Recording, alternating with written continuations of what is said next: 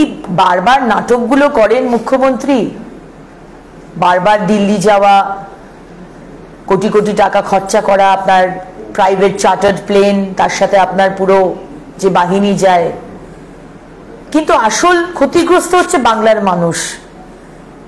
প্রতি ইলেকশনের আগেই আপনি কেন্দ্রের বঞ্চনা বলেন, কিন্তু বাংলার যে বঞ্চনা আপনি করেছেন, honourable home minister Amit Shahji 8,27,000 কোটি টাকার যে টাকা আপনাকে দেওয়া হয়েছে, যেটা ইউপিএ আমলে 2 লক্ষ কোটি টাকা ছিল, অনেকটা বেড়েছে নিশ্চয়ই, হিসেবেই বুঝতে পারছেন।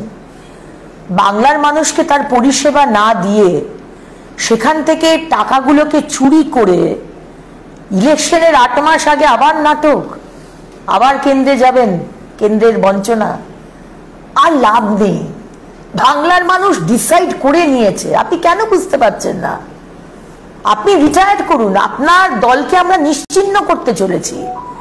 2024 বাংলার মানুষ সুশাসন চায়, আর বোমবাজি, আর অশ্রাব্য ভাষায় কথা বলা, আর গুন্ডাগার্দি, আর চাকরি চুরি, আর স্বাস্থ্য পরিষেবা নেই, আমরা এগুলো আর চাই না। আমরা মাথা উঁচু করে ভালোভাবে বাঁচতে চাই শান্তিতে। আপনি যেতেই পারেন, কিন্তু এই নাটক আর চলবে না।